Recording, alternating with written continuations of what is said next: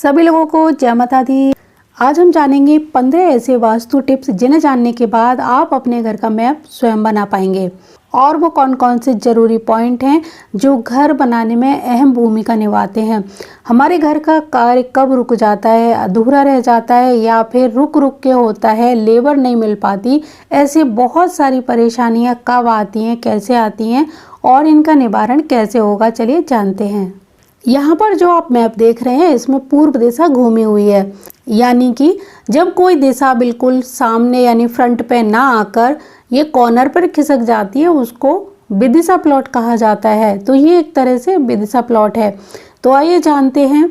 Vidisha plot के अलावा अगर नॉर्मल प्लॉट भी आपके पास होता है जिसमें पूर्व दिशा सामने होगी या फिर थोड़ी सी इधर होगी, तब भी आपको कौन कौन सी ज़रूरी बातें हैं जिनका ध्यान रखना है। तो सबसे पहली ज़रूरी बात ये है कि घर का मुख्य द्वार सही दिशा में होना चाहिए। तो हमने घर का मुख्य द्वार और प्लॉट का मुख्य द्वार यहाँ पर दिया है, यानी दो द्वार आप देख सकते हैं।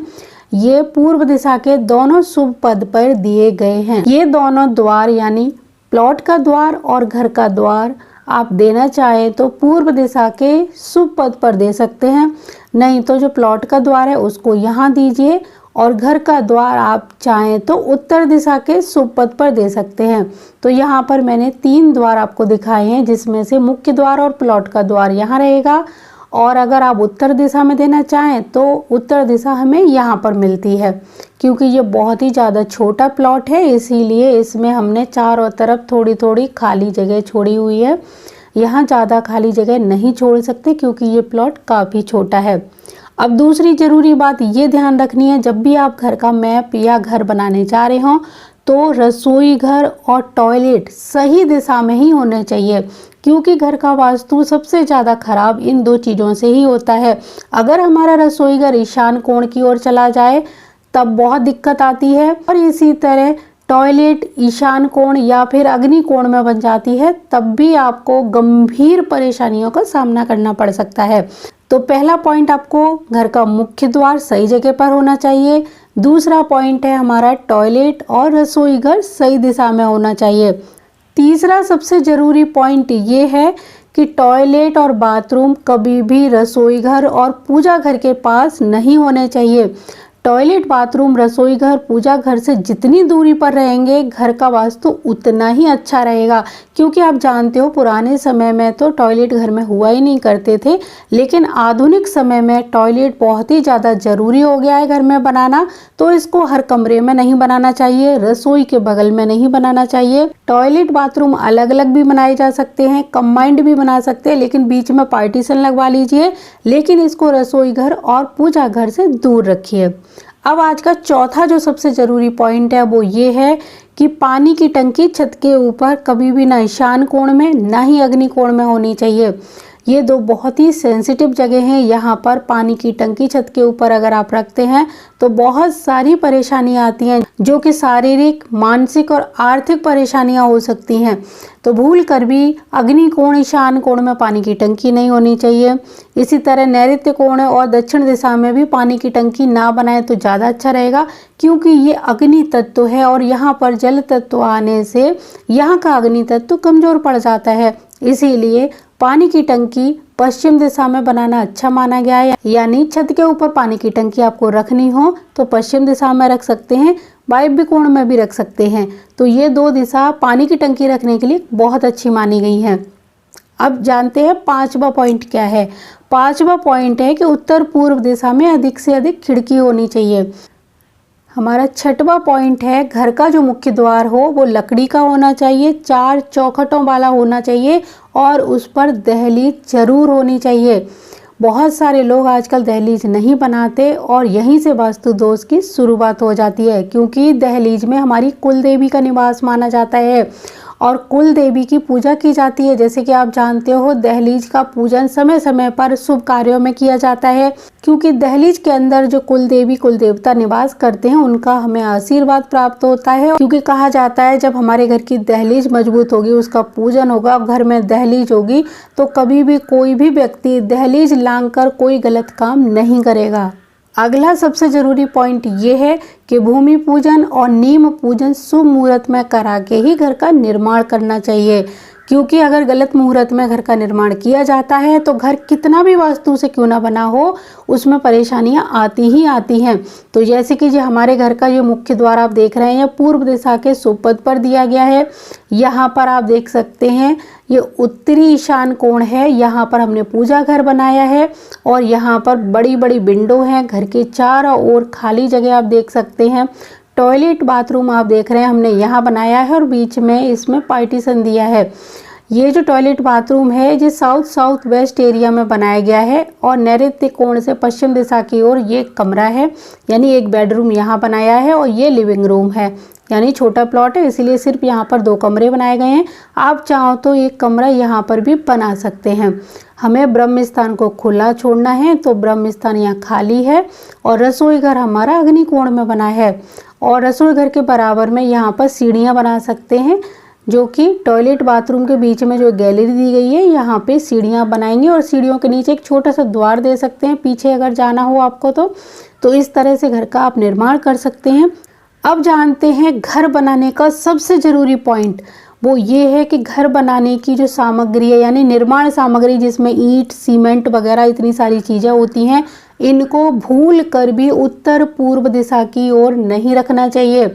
अगर आपने उत्तर पूर्व दिशा की ओर इनको रखा है तो आपके घर का या जो निर्माण कार्य है वो रुक जाएगा, समय पर पूरा नहीं होगा, लेबर समय पर नहीं आएगी, ठेकेदार नहीं मिलेगा, यानी आपके घर का जो कार्य है वो रुक रुक के होगा।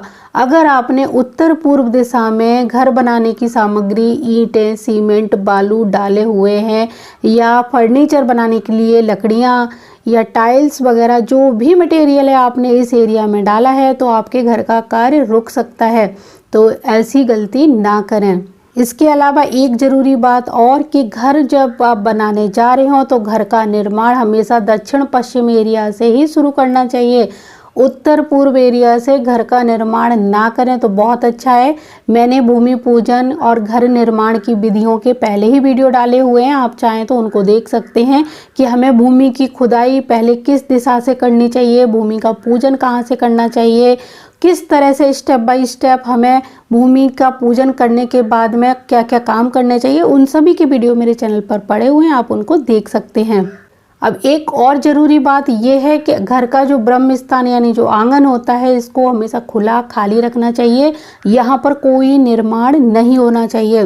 ब्रह्म स्थान हमारे घर की रीढ़ की हड्डी कहलाती है। अगर यहाँ पर कोई निर्माण किया जाता है तो घर के प्रत्येक सदस्य को कोई ना कोई परेशानी शुरू हो जाती है, नौकरी पर परेशानी आ सकती है, आपके आर्थिक संकट शुरू हो सकते हैं, यानी A to Z कोई भी परेशानी हो सकती है। कई बार स्वास्थ्यवर्धक गंभीर बीमारियां ऑपरेशन या रीढ़ की हड्डी जैसी प्रॉब्लम भी आ सकती है। अगर ब्रह्म स्थान में कोई सीढ़ी बनाई गई है, रसोई है, पिलर है, यहाँ पर कोई खंबा नहीं होना चाहिए। यहाँ पर ब्रह्म स्थान में कोई भी निर्माण या फिर यहाँ कोई गड्ढा किया जाता है तो घर के सदस्यों को गंभीर बीमारियों से जूझना पड़ता है। घर में जब हम वेंटिलेशन के लिए ऊपर का ब्रह्म स्थान खुला छोड़ते हैं तो उस एरिया को हमें उत्तर पूर्वी साइड में ही खुला छोड़ना चाहिए, दक्षिण पश्चिम एरिया में नहीं खोलना चाहिए। अगर आपको खोलना भी है तो यहाँ छोटा सा बना सकते हैं, लेकिन पूर्व और उत्तर दिशा में आप बड़ा एरिया खोल सकते हैं जिससे कि हमारे घर में पॉजिटिव एनर्जी का संचार होता रहे। क्योंकि जब भी हम दक्षिण पश्चिम दिशा में वेंटिलेशन के लिए छत के ऊपर खुला छोड़ते हैं तो यहाँ पर नेगेटिव एनर्जी का फ्लो अधिक होता है, वो घर में प्रवेश कर जाती है, जबकि इस एरिया में पॉजिटिव एनर्जी बहुत अधिक मात्रा में होती है। तो यहाँ से हमें अपने घर के अंदर पॉजिटिव एनर्जी का बहाव चाहिए जो हमारे घर में 5 तत्वों को संतुलित करती रहे। तो हमेशा उत्तर पूर्व दिशा की ओर ही आपको छत के ऊपर वेंटिलेशन खोलना चाहिए। अगला जरूरी पॉइंट ये है कि घर की नालियां कभी भी ब्रह्म स्थान से ईशान कोण से या फिर अग्नि कोण से बाहर बहकर नहीं आनी चाहिए। नालियां निकालने के लिए आपको इन 3 जगहों को छोड़ना पड़ेगा। नालियां किस तरह से निकाली जाती हैं इसका वीडियो भी मेरे चैनल पर है, कम से कम 2-3 वीडियो हैं, उसमें स्टेप बाय स्टेप बताया गया है कि किस तरह से हम घर की नालियां चारों दिशाओं में निकाल सकते हैं। उस वीडियो को आप ज़रूर देखिए। और घर बनाने से पहले जो सबसे ज़रूरी बात मैं हर बार बताती हूँ कि घर के चारों ओर आपको कम से कम 2.5 से 3 फुट की जगह खुली छोड़नी ही चाहिए। जब प्लॉट ज़्यादा छोटा हो इतनी जगह नहीं खुली छोड़ सकते तो आप थोड़ी सी जगह पीछे और थोड़ी सी जगह आगे 4 नहीं तो कम से कम इन 2 दिशाओं में आपको जगह खाली छोड़नी ही पड़ेगी, क्योंकि जब हम खाली जगह नहीं छोड़ते हैं तब भी हमारे घर में प्रॉब्लम शुरू हो जाती है, क्योंकि पॉजिटिव एनर्जी और नेगेटिव एनर्जी दोनों जहाँ पर होती हैं वहीं रुक जाती हैं। कोई भी एनर्जी कहीं पर आ जा नहीं सकती है, यानी कि नेगेटिव एनर्जी को निकलने की जगह नहीं मिलती, पॉजिटिव एनर्जी को घर के अंदर जाने की जगह नहीं मिलती। इसीलिए ये जो एनर्जियाँ हैं अगर यहाँ पर बंद रहेगा तो ये यहाँ से बाहर नहीं निकल पाएंगी और पूरे घर में इनका लाभ नहीं मिल पाएगा। तो आपको आगे पीछे खाली जगह थोड़ी थोड़ी छोड़कर ही घर का निर्माण करना चाहिए, क्योंकि घर को कभी भी कंजेस्टेड नहीं बनाना है।